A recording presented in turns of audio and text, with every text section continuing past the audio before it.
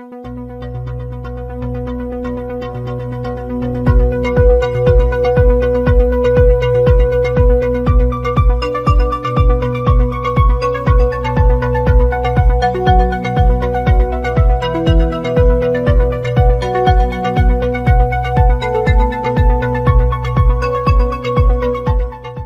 monsieur, bonjour, bienvenue à vous dans l'émission télévisée que a réalisé l'établissement Cours Lumière, CLTV. C'est la toute première émission télévisée que réalise le Club Journalisme et cette émission a été réalisée à l'occasion de la semaine de la presse et des médias. Nous allons parler dans cette émission des réseaux sociaux, mais plus particulièrement sur l'impact que ces derniers ont sur la psychologie de l'adolescent. Nous aurons dans cette émission la présence de nombreux invités, une influenceur, elle a plus de 30 000 abonnés sur Instagram. Notre chroniqueuse Ilona va nous la présenter. Nous aurons également la présence d'un professeur de français. Il va participer également à l'émission avec nous. Bonjour mes chères chroniqueuses. Bonjour. Vous allez bien? Alors Ilona, tu aimerais bien nous présenter le premier invité que nous allons avoir?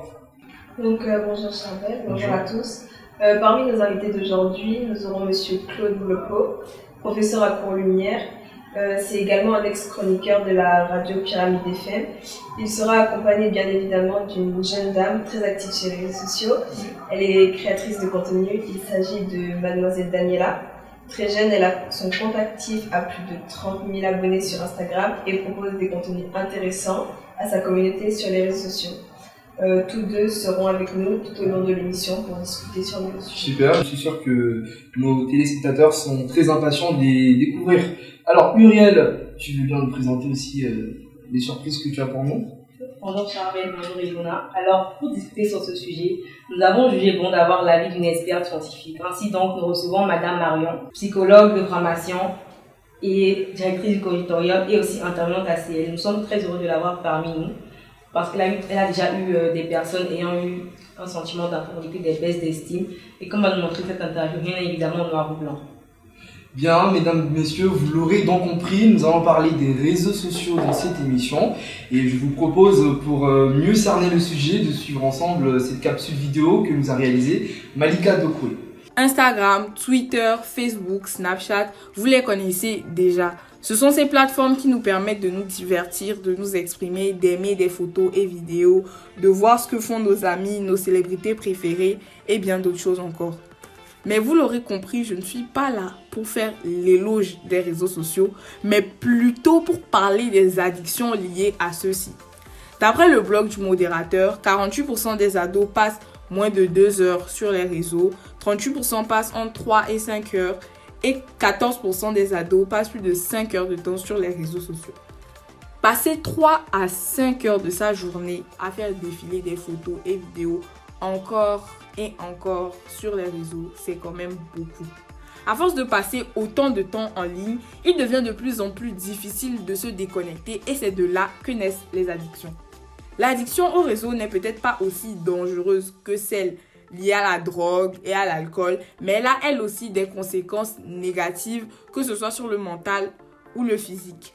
Maintenant que l'on en sait un peu plus, je vous laisse découvrir le reste de l'émission avec nos invités. Bon voilà, de retour sur le plateau, nous venons de suivre ensemble cette capsule vidéo qu'a réalisée Malika Dokwe pour nous introduire dans le sujet et pour vraiment savoir à quoi nous allons nous attendre. Alors mes deux chroniqueuses, j'aimerais vous poser... avant de commencer, quelques petites questions, ou une question, je vais dire. Alors, quelle utilité vous faites des réseaux sociaux? Alors, Ilona, tu peux commencer. Personnellement, moi j'utilise les réseaux sociaux pour me divertir, comme TikTok ou Instagram. J'utilise aussi également les réseaux sociaux pour m'informer et aussi rester en contact avec mes proches, comme WhatsApp par exemple. Super. Et toi, Uriel? Alors moi sur les réseaux, je garde contact avec mes proches, mais je suis plus dans le divertissement et l'information comme TikTok et Instagram. Alors je vous propose, pour élargir un peu les réponses, de suivre ensemble quelques interviews que des élèves ont accepté de nous accorder. Ces élèves vont nous présenter leur utilité et ce qu'ils pensent des réseaux sociaux. Je dirais que les réseaux sociaux me font découvrir le monde à peu près, que ce soit d'une bonne manière ou d'une mauvaise manière. J'arrive à avoir des informations que je n'aurais pas forcément à travers un journal télévisé ou une émission radio. Donc je pense que j'attends de nouveautés, des nouveautés, qu'elles soient bonnes ou pas. Étant étudiant et précisément en fin d'année, il y a, comme je disais, WhatsApp. Je suis obligé d'écrire à certaines personnes, à des camarades de classe, pour savoir quel rattrapage on a le lendemain, pour savoir c'est quel devoir, pour savoir est-ce que tel a la correction de tel TD ou des trucs, plusieurs trucs. Et en plus, je me divertis pas mal aussi. Donc je dirais que moi, je ne peux pas faire 24 heures sans utiliser les réseaux sociaux. C'est un support de contenu. Et le contenu qu'il nous propose, il est assez diversifié, que ce soit de l'information, que ce soit pour rire. Du coup, pour moi, les réseaux sociaux, ça m'apporte du contenu. Les réseaux sociaux sont tout d'abord un moyen pour nous de nous divertir, pour nous les jeunes. Mais, mis à part ça, les réseaux sociaux sont un moyen de communication, permettent de nous informer sur le monde, sur ce qui se passe autour de nous. Et voilà, de garder contact avec plein de personnes. Et même aujourd'hui, en 2022-2021, c'est devenu une source de revenus pour beaucoup d'utilisateurs. Les réseaux sociaux, c'est pas ça la vraie vie en fait. 24 heures sans utiliser les réseaux sociaux possible. Ouais, c'est très bien d'être conscient, puisque à partir de là, tu pourras modérer en fait le temps d'utilisation. Par exemple, moi, je modère mon temps d'utilisation. Et voilà, même si c'est très dur au début, voilà, je commence par aller 10 heures par jour. Et petit à petit, voilà.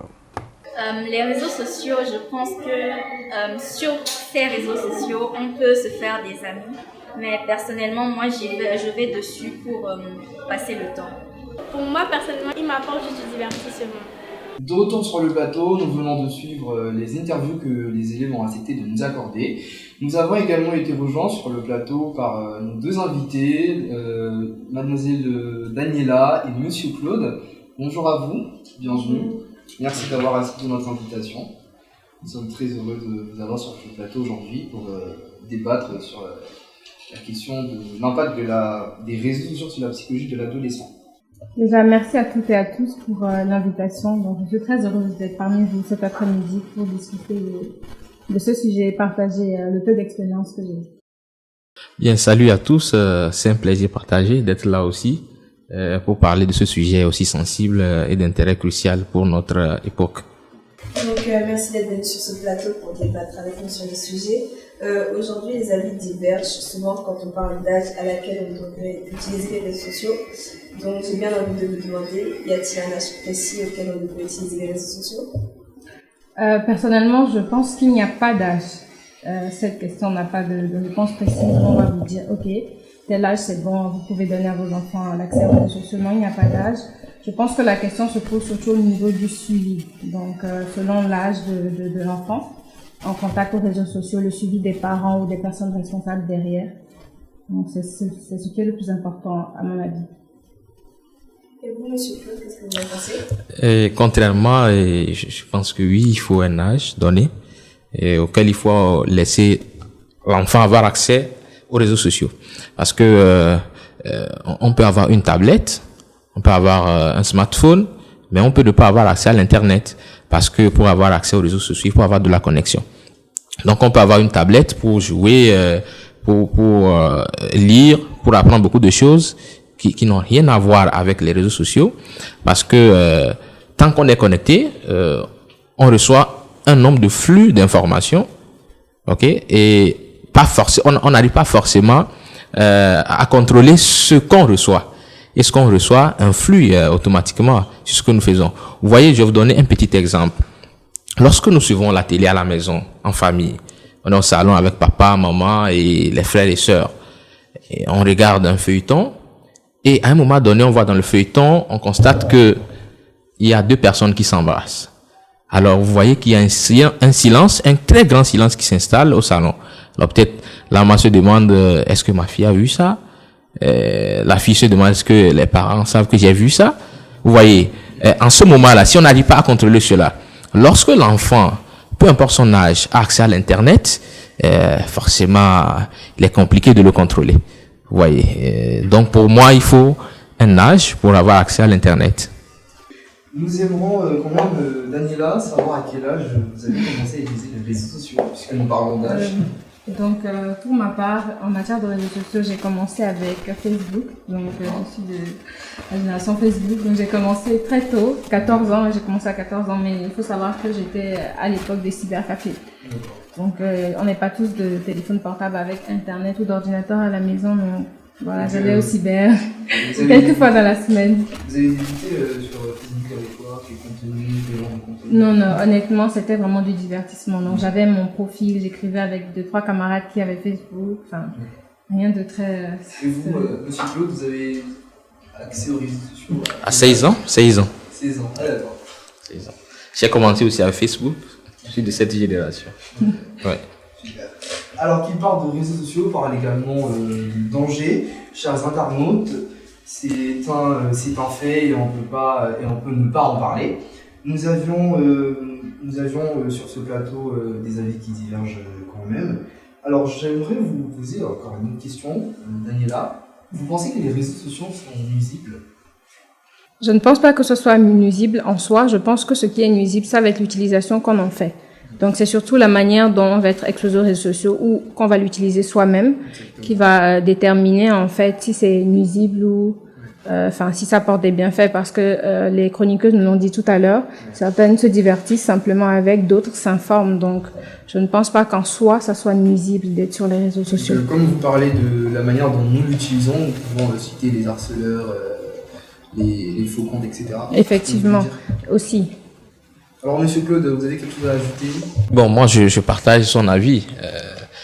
En toute chose, il y a le bon côté et le mauvais côté. Tout dépend de l'usage qu'on en fait. Donc, pour les réseaux sociaux, il y a forcément un bon côté et un mauvais côté. Mais pour trancher, moi, je pense qu'il y a quand même bien plus d'avantages de bon côté que de mauvais côté aux réseaux sociaux en général. Nous allons en venir. Nous allons en venir. D'accord. J'ai bien envie de vous demander, est-ce que vous avez déjà été confronté à des cas de harcèlement? Si oui, racontez-moi. À propos des harcèlements, c'est une réalité. Je pense que quelque part, on a tous déjà subi ça à quelle échelle que ce soit. Donc, personnellement, j'ai eu à vivre ça m'arrive plutôt souvent, en fait, sur les réseaux sociaux. Mais il y a un cas qui m'a plutôt marqué. Je vais vous raconter un petit peu. Donc, c'était un jeune homme qui m'écrivait beaucoup sur Instagram de manière très, offensive, je vais dire. Donc, très gentiment, j'ai répondu « Bonjour, comment allez-vous? Qu'est-ce que je peux faire ?» et tout ça.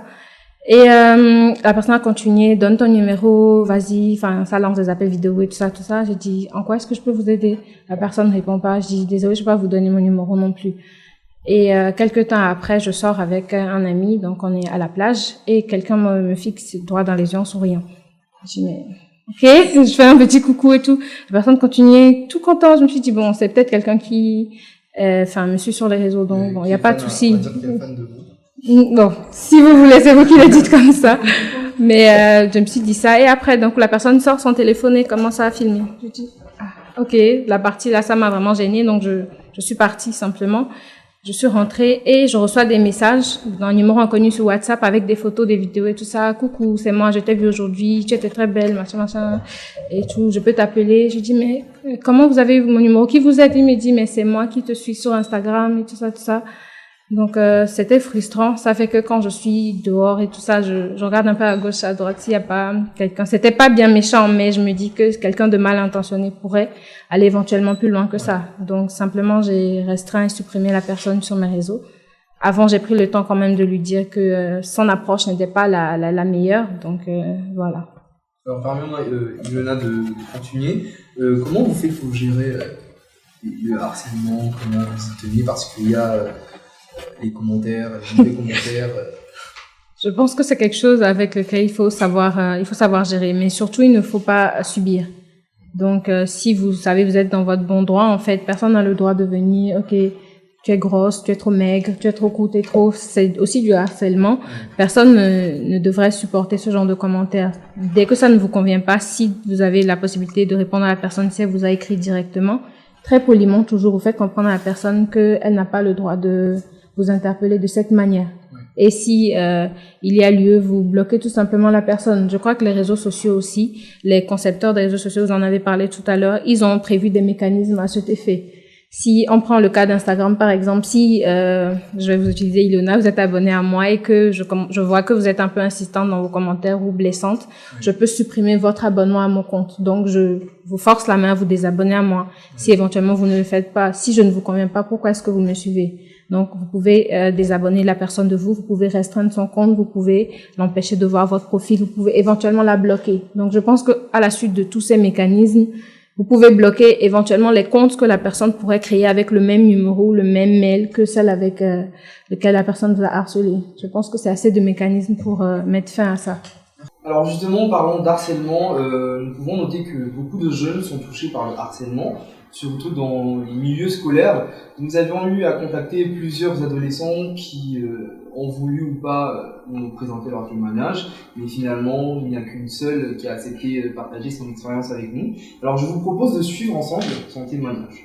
Je pense que j'ai eu plusieurs expériences, mais celle qui m'a le plus marqué, c'est quand un jour j'ai appris une rumeur sur moi que j'étais soi-disant une pute, et on a partagé mes photos devant le cours. Une personne a écrit une chanson sur moi que soi-disant j'étais moche. En fait, à l'époque, je n'avais pas réalisé, mais en vrai, c'était beaucoup impactant par rapport à ce que j'étais, surtout qu'en ce moment, j'avais des problèmes de confiance en moi. Et moi, par exemple, j'ai subi cet harcèlement parce que j'ai été exposée. Je m'expose sur les réseaux sociaux, je publie du contenu. Même si ça ne justifie pas l'harcèlement, il faut prendre en compte certains contextes, savoir prendre sur soi. Quand j'ai subi cet harcèlement, il faut justement reprendre le message positif, s'entourer des bonnes personnes pour nous aider à surmonter cette expérience. Et aussi, si possible, d'avoir une bonne communauté pour aider à lutter contre cet harcèlement, de signaler ce genre de personnes. Pour vous dire la vérité, j'ai caché ça à ma famille parce que c'est pas très glorieux d'avoir une réputation de pute.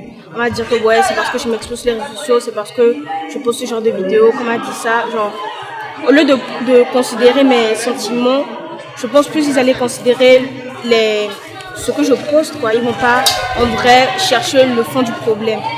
Alors, Monsieur Claude et Daniela, vous avez des réactions sur ce que vous venez de voir?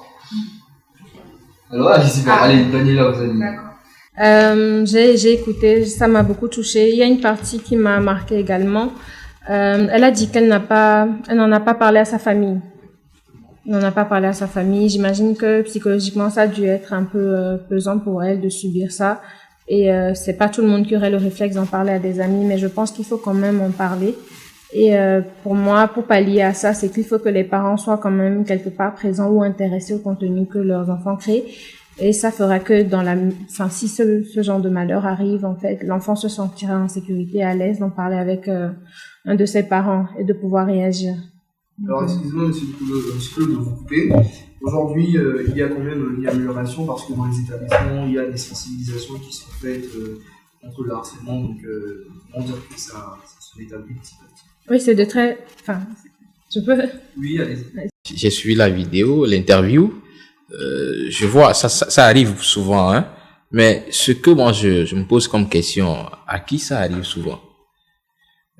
Vous allez voir dans l'interview, vous allez voir dans l'interview qu'elle dit parce qu'elle publie un certain nombre de photos, etc., etc. Bon, récemment, il y a un journaliste, un excellent journaliste togolais qui nous disait que de nos jours, avant de publier une photo, parce que quand vous publiez une photo, vous la mettez sur la place publique, il faut se demander est-ce que ça vaut la peine de publier cette photo-là. Bon, est-ce que c'est tout le monde qui est harcelé sur les réseaux sociaux? Alors, lorsque vous-même, vous publiez des choses indécentes, entre guillemets, peut-être que pour vous, ça ne pose pas de problème. Mais cela peut amener des gens à vous harceler. Bon, cela ne voudrait pas dire que ceux qui sont sérieux, entre guillemets aussi, sur les réseaux sociaux ne subissent pas des harcèlements. Ça existe. Mais il faut, à notre niveau aussi, essayer de contrôler ce que nous publions pour éviter à l'avenir ce genre de commentaires, de réactions offensants à notre égard. Alors, je vais essayer de compléter. Ce n'est pas forcément ce que vous publiez sur les réseaux sociaux qui vont devenir vice de harcèlement pour vous, mais dans les établissements, par exemple, Si par exemple un élève est en conflit avec d'autres élèves, ils vont par exemple créer un groupe WhatsApp ou Instagram, ils vont commencer à l'insulter. Ça peut partir dans le harcèlement. Donc le harcèlement, il y a plusieurs aspects de la chose, on va dire. Tout part de la réalité pour arriver aux réseaux sociaux ou comment je suis? Oui, je pense que c'est ça. Mais il y a aussi la partie de s'afficher sur les réseaux sociaux. Mais il y a aussi la partie des conflits qui se créent dans les établissements. Et qui se transportent sur les réseaux sociaux. Là, c'est quelque chose que j'apprends.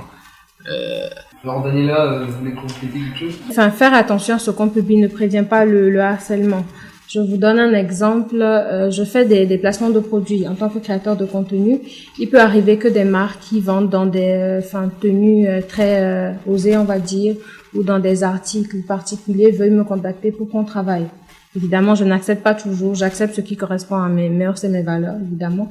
Mais ça m'est arrivé. J'ai posé pour des complets sportifs parce que je suis quelqu'un de sportif. Et d'autres personnes vont trouver que c'est osé, non, c'est tel. Donc, je ne pense pas que contrôler ou bloquer en fait sa créativité ou son travail sur les réseaux sociaux va prévenir en quelque chose le harcèlement. Merci à vous tous qui nous suivez actuellement, cela nous fait extrêmement plaisir. Je vous rappelle que nous sommes en train de parler dans cette émission de l'impact des réseaux sociaux sur la psychologie de l'adolescent. Restez avec nous, on se retrouve après ce jingle.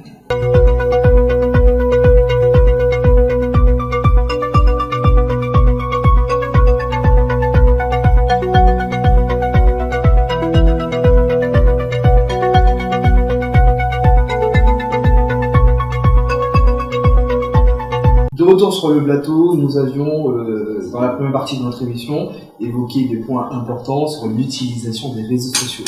Mais pour répondre concrètement à notre problématique, nous avions eu à interviewer une psychologue qui nous a présenté des informations et des chiffres scientifiques. Uriel ?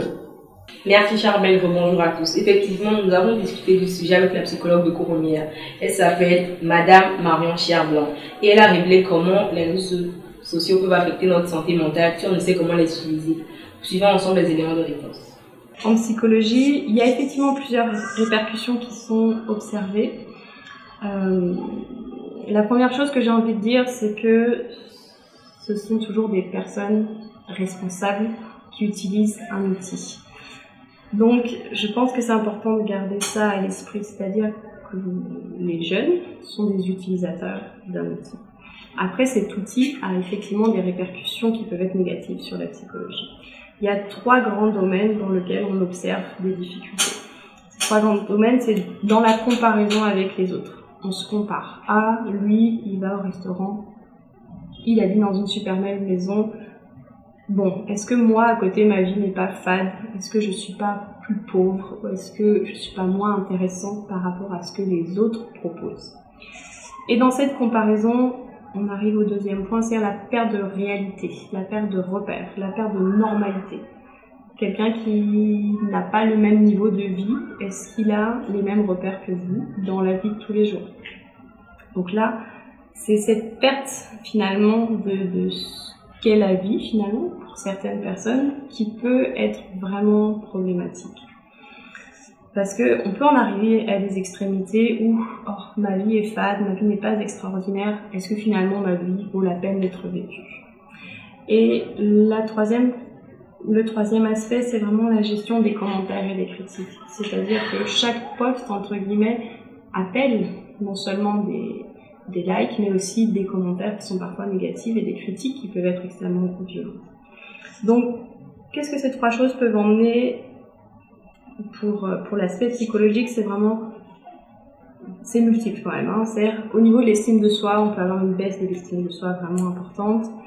On a aussi la modification de la perception de soi. C'est-à-dire, moi je pense que ceci est bien, mais en fait si tout le monde pense que ceci est mal, je vais me poser la question de moi, est-ce que ce que je pense est correct ou pas? On a aussi une augmentation du sentiment de solitude. Et les médias sociaux, ça augmente la solitude parce qu'on se dit on n'était pas si intéressant que ça, donc on va s'éloigner des autres petit à petit. Donc tout ça va générer du stress, de l'anxiété. Ça peut emmener jusqu'à la dépression, les pensées suicidaires, les troubles du sommeil, les troubles de la concentration et ce dont vous parlez dans votre question après sur la dépendance. Alors, un petit rappel quand même sur les réseaux sociaux, les médias sociaux, de garder à l'esprit que toutes ces jolies choses qu'on nous montre, c'est des choses qu'on veut bien nous montrer. C'est pas nécessairement la réalité absolue, c'est vraiment la façon dont on nous le montre et la façon dont nous on va le percevoir. C'est-à-dire si vous savez pertinemment que cette photo a été retouchée, les couleurs augmentées, les formes modifiées, ben vous le savez. Donc c'est peut-être pas nécessairement de le prendre tel qu'on le voit, mais plutôt d'avoir ce recul-là pour savoir, ok, cet outil s'utilise comme ça, donc je sais qu'il s'utilise comme ça, et j'en prends ce que j'ai à prendre dedans. Merci à Uriel qui a réalisé cette interview. Alors Daniela, Monsieur Claude, vous avez quelque chose à dire par rapport à ce que la psychologue a dit? Oui, j'ai trouvé ça déjà très intéressant. Mais je pense qu'elle a aussi exposé les faits de manière très scientifique. Donc, je pense que je suis quand même là pour donner la version réaliste de la personne qui vit en fait ses impacts au quotidien, on va dire. Pas que ce qu'elle a dit ne soit pas réel, ça vaut pour de nombreux cas, mais dans la majorité des cas, ce n'est pas toujours ça. Je vais aller point par point. Elle a parlé des photos, des modifications de photos, que ce soit au niveau des couleurs, des formes et tout ça. Je pense que tout le monde le fait dans l'optique d'embellir la photo, que ce soit d'ajouter juste de la couleur ou d'ajouter un filtre à la photo. Donc, généralement, on sait les reconnaître. Donc, je ne pense pas que jusque-là, on puisse avoir l'impression que, ok, mes photos sont jamais bien. Je ne sais pas si vous voyez ce que je veux dire. Si je me rappelle bien, elle a parlé également de personnes qui vont envier d'autres personnes. Personnellement, quand je vois d'autres confrères, que ce soit des créateurs de contenu ou des profils simples que je suis abonnée à énormément de gens que j'admire également. Ça me pousse, ça me donne plus de l'admiration que de l'envie. L'inspiration. Exactement, ça m'inspire, ça me dit continue à créer, voilà, ça te fait explorer de plus en plus ta créativité, ce qui te caractérise et tu le fais découvrir à ta communauté, quel que soit le nombre de la communauté. Alors, Monsieur Claude? Vous voyez, les réseaux sociaux font rêver. Tout ce qu'on voit sur les réseaux sociaux, sur TikTok, même les feuilletons parfois que nous regardons à la télé, hein, ça fait rêver tellement que on ne s'en rend pas compte combien on s'éloigne du monde réel parfois. Et ça amène les gens à vouloir vivre comme ce qu'ils voient, à faire ce que les autres font, et ce n'est pas tout le temps bien. Aussi, il y a une blague que je lisais récemment sur WhatsApp.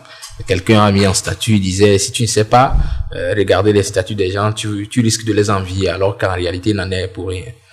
C'est des gens qui font des montages et autres, mais qui présentent une autre vie sur les réseaux sociaux. Mais en réalité, quand vous allez chez eux, il y a carrément une différence avec ce qu'ils montrent au monde. Donc, pour moi, c'est ça. Elle a vu exactement ce qui se passe sur les réseaux sociaux. Parfait. Je veux rajouter quelque chose. Pour ma part, on ne peut pas voir tout noir. Donc, ça ne peut pas être juste, ok, ce n'est pas bien, elle a totalement raison, les réseaux sociaux c'est sombre, c'est mauvais, c'est nuisible. Ça serait dommage parce qu'on passerait à côté d'énormément de choses. Je considère que les réseaux sociaux, c'est un miroir, en fait, sur la société qui donne l'opportunité à énormément de jeunes aujourd'hui de se faire connaître, de faire développer leur business, d'étudier aussi. J'apprends énormément de choses sur les réseaux sociaux. Personnellement, j'y suis souvent, donc j'en profite pour me cultiver, pas seulement pour scroller sur la vie des gens, comme, vous l'avez précédemment soulevé, avoir l'impression que ma vie n'est pas correcte. Non. Donc, je ne pense pas qu'on puisse dire que c'est totalement nuisible, qu'elle a totalement raison, que c'est la dépression et le manque d'estime de soi. Ça rapproche les gens, ça divertit les gens, ça cultive les gens. Donc, il y a bien plus de positifs, en fait, selon mon avis, que de négatifs. Donc, si on ne met que les négatifs en lumière, évidemment qu'on va tous vouloir se retrouver dans un aspect négatif précédemment cité et être convaincu que c'est la bonne partie.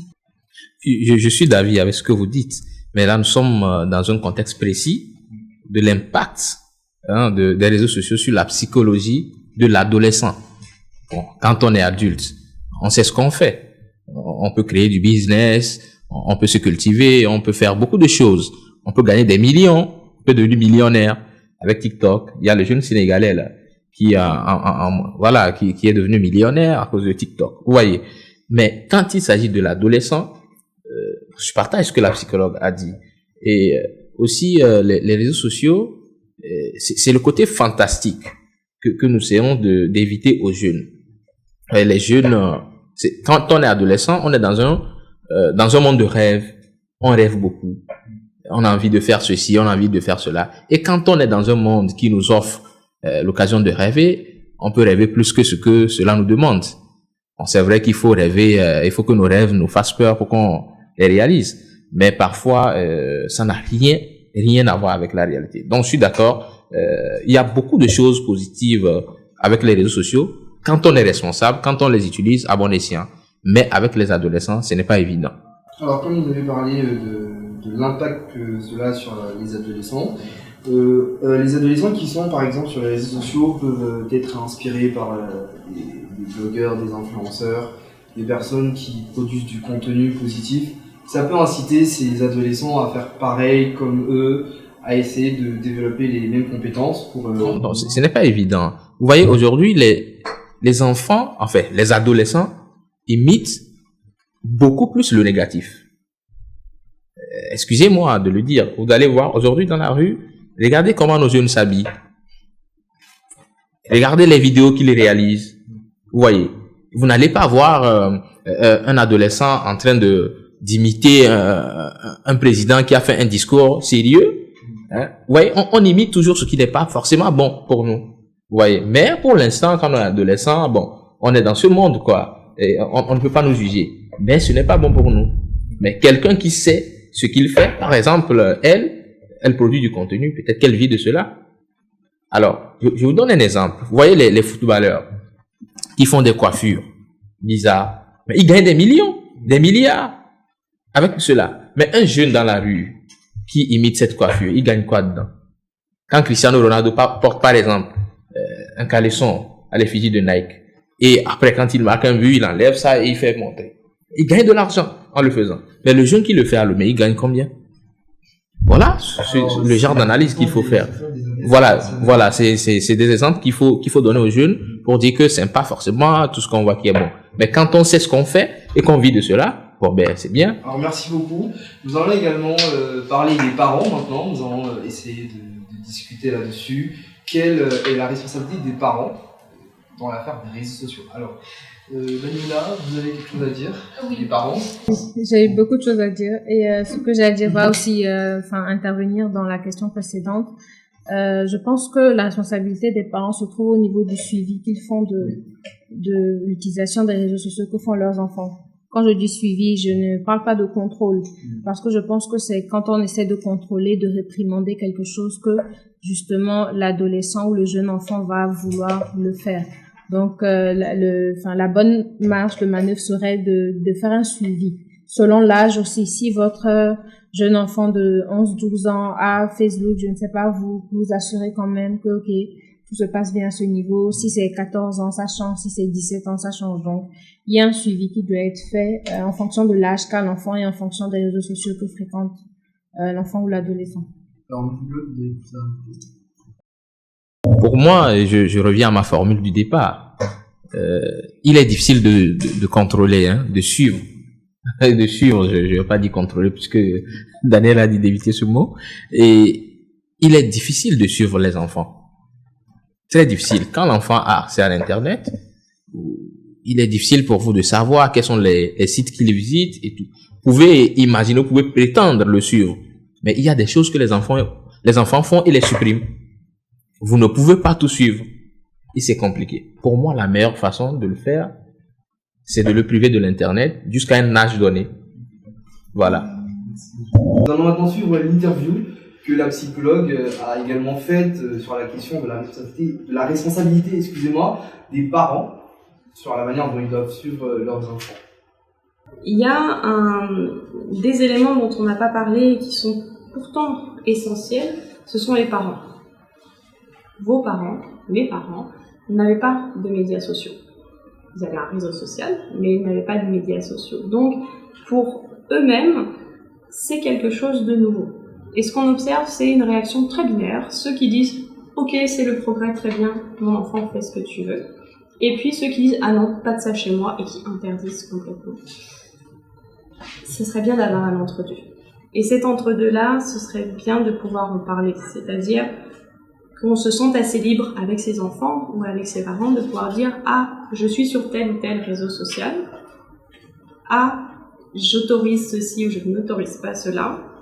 Ah, si mon enfant a vu quelque chose de choquant ou de traumatisant, qu'il puisse venir m'en parler et qu'on voit ensemble, qu'on remette de la réalité, qu'on remette du bon sens dans ce qui a été vu pour que les jeunes, les enfants, qui ne savent pas toujours bien faire la différence entre le réel et le virtuel, puissent comprendre et puissent avancer avec les médias sociaux, parce qu'on a dit, on y est confronté, comment on en fait une bonne utilisation. Je pense qu'aussi les parents ont un rôle à jouer dans l'utilisation équilibrée, on va dire, des réseaux sociaux. Alors, vous avez un commentaire à rajouter sur ce que la psychologue a dit? Oui, effectivement, je vais faire très court, je vais prendre mon exemple. Donc, à mon niveau, j'ai toujours eu un suivi de mes parents, surtout de ma mère, qui a toujours été là. Donc, je n'avais pas de crainte d'aller la voir avec tel contenu que j'aurais vu, telle question que j'aurais sur tel sujet. Donc, ma phase d'adolescence sur les réseaux sociaux, je n'ai pas eu l'impression de juste suivre, comme vous évoquiez cette peur tout à l'heure, ce qui se fait. Donc, je me posais des questions, j'avais un suivi de mes parents derrière. D'accord. Claude? Oui. Bon, je vais compléter là où elle s'est arrêtée. La crainte, c'est les parents qui n'ont pas le temps, qui ne sont jamais là pour les enfants. C'est à ce niveau que ça caille. Donc, oui, si on a le temps de suivre son enfant, c'est bien. Ça aide la société. Mais quand on n'a pas le temps, ça devient très compliqué. Les réseaux sociaux font donc partie de notre quotidien. Si on ne peut pas s'en débarrasser, on peut au moins se protéger. J'ai demandé quelques conseils à Madame Marion et voici ce qu'elle nous répond. Je pense déjà qu'il faut avoir conscience du temps qu'on passe sur les réseaux sociaux. La moyenne mondiale, c'est quand même 2h20 par jour de réseaux sociaux. C'est quand même tout du temps que vous n'utilisez pas à faire autre chose. C'est de la pollution mentale. C'est-à-dire qu'on va faire du réseau social, on va scroller comme ça, et on va pas faire autre chose, et notre cerveau va penser à ça. Et ça va accumuler. Le problème avec tout ce temps passé, c'est la baisse du temps de sommeil. Et le temps de sommeil, pour des adolescents, pour des jeunes qui sont en pleine croissance, c'est vraiment très néfaste. Parce qu'on a besoin de notre temps de sommeil pour relaxer notre corps, mais surtout pour que le cerveau enregistre les informations et les trie dans la mémoire. Si vous n'avez pas assez de temps de sommeil, vous ne pouvez pas enregistrer correctement les informations. Quand on est en pleine éducation, enseignement, c'est un peu problématique de ne pas se rappeler, de ne pas pouvoir avoir accès aux informations qu'on a enregistrées. Donc, comment passer moins de temps finalement sur les réseaux sociaux? On peut se poser des questions. Et si je fais du tri dans mes réseaux sociaux, est-ce que je m'en sers? Est-ce que j'en ai vraiment une utilité? Et puis, finalement, ce contact, est-ce que j'ai parlé avec lui pour de vrai ou c'est juste que je le suis parce que je veux avoir beaucoup de followers en échange? Cet abonnement-là, est-ce que l'information que j'en ressens, que j'en retire, me fait du bien ou me fait du mal? Donc, j'inciterai à cette prise de recul et à s'interroger sur quels sont les avantages pour moi et pour ma santé mentale. Si ça me fait plus de bien que de mal, je pense à ma santé mentale et je peux me détacher de certaines choses. Il y a aussi bien sûr l'utilisation des paramètres de protection par rapport à la vie privée et à ses informations personnelles. Et puis j'ai envie de dire, vous êtes des personnes réfléchies, intelligentes, et de savoir quelles sont vos valeurs à vous. Et est-ce que ce sont ces valeurs-là qui sont partagées par les réseaux sociaux? Moi, à la fin, nous tendons vers la fin de cette émission, mais avant de nous quitter, j'aimerais bien vous demander ce que vous avez gardé de cette émission. Là. J'ai appris énormément de choses, surtout grâce à l'avis de la psychologue. Mais rien de nouveau que je ne vive pas moi-même. Donc, ce pourquoi je suis là, justement. Et je me renvoie vers Monsieur Claude aussi, qui a évoqué énormément de points sur lesquels je ne suis pas forcément d'accord. Et j'espère qu'ultérieurement, on pourra faire des débats plus approfondis. Donc, non, Monsieur Claude. Pour moi, c'était un plaisir de participer à cette émission. Et je vous félicite pour le travail. Je félicite aussi Daniela. J'espère aussi qu'on se verra sur d'autres sujets pour débattre en profondeur de cette question. Merci. Déjà, j'ai beaucoup aimé toute cette émission et on a aussi écouté deux avis d'une influenceuse et de M. Claude, et on peut voir que les avis divergent et qu'ils n'étaient pas forcément d'accord sur beaucoup de sujets. Alors merci beaucoup. Merci à vous, chers téléspectateurs qui avez suivi avec nous cette émission. Nous espérons également que vous aussi vous aviez appris beaucoup de choses. Et bien c'est la fin de cette émission. Je remercie Malik et Drida qui étaient à la caméra, Ilona et Uriel, nos deux chroniqueuses, Malika qui a réalisé la capsule vidéo, Monsieur Claude et Daniela, nos deux chers invités. Madame Sarah Asidi qui nous a aidé à la réalisation de notre projet. Monsieur David, je vous dis merci et à la prochaine.